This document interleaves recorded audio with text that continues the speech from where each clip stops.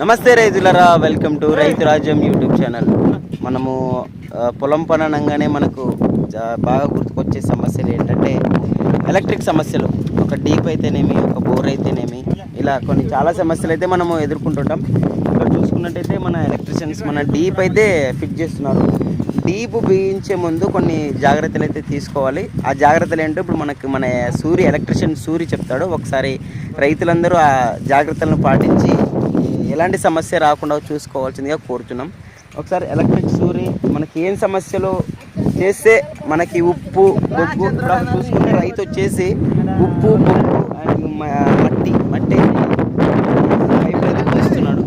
Electrician కొన్ని జాగ్రత్తలు చెప్తారనమాట. ఆ జాగ్రత్తలు పాటించి మీరు ఎలాంటి సమస్యలు రాకుండా చూసుకోవాలి. మన ముందైతే ఎలక్ట్రికల్ సూర్య ఉన్నారు. సూర్య ఇప్పుడు మనము వ్యవసాయం చేసేటప్పుడు రైతులకి ఎలక్ట్రిక్ సమస్యలు, డీప్ సమస్యలు ఎక్కువగా రాకూడదంటే ముందుగా మనం ఏం చేయాలి, ఎలాంటి జాగ్రత్తలు తీసుకోవాలి కొంచెం చెప్పండి రైతులకి. డీప్కి అర్త్ కొట్టాలి. అర్త్ ఫెయిల్ అయితే కూడా డీప్ కాలిపోతుంది. ఇక ఇది ఫెయిల్ అయినందుకే డీప్ కాలిపోయింది.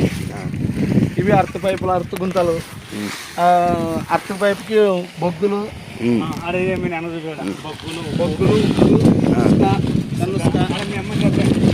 అది చూస్తున్నారు రైతులరా. ఎర్త్ పైపులకి అయితే మనకి అవి తొందర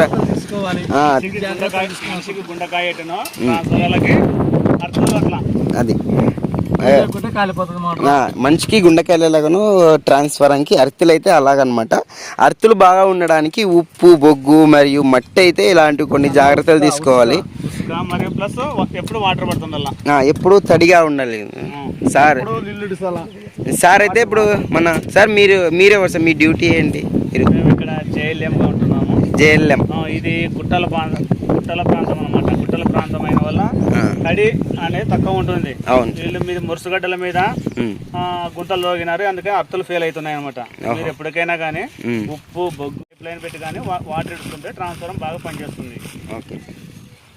ఇప్పుడు రైతులారా, మనం ఇక్కడ చూసుకుంటే ఎర్త్ పైపులు బలంగా ఉండడానికి, దృఢంగా ఉండడానికి కొన్ని వస్తువులు అయితే చెప్పారు, కొన్ని పదార్థాలు అయితే ఎలక్ట్రిక్ వాళ్ళు డిపార్ట్మెంట్ వాళ్ళు. అవి ఏంటంటే ఉప్పు బొగ్గు మరియు ఒట్టి మన్ను.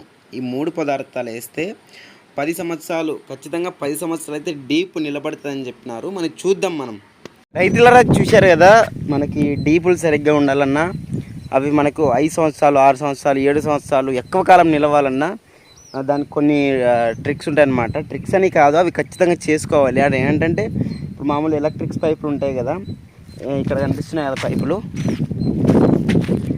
ఇవి మనం ఎలక్ట్రిక్ పైపులు.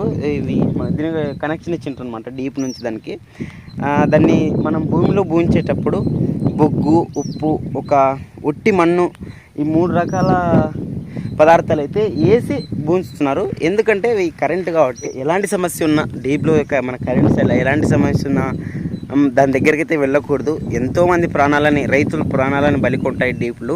కాబట్టి దానికి ఏ సమస్య ఉన్నా మనమైతే దాని దగ్గరికి వెళ్ళకూడదు.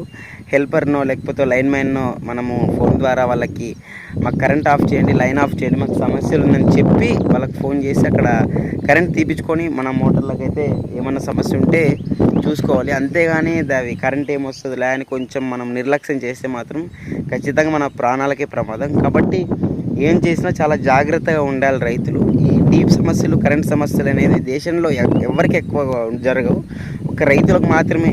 కరెంట్ డీప్లో కొన్ని సుమారు 500 నుంచి 1000 మంది చనిపోతుంటారు సుమారు సంవత్సరానికి వచ్చేసి. కాబట్టి చాలా జాగ్రత్తగా ఉండాలని కోరుకుంటున్నాను.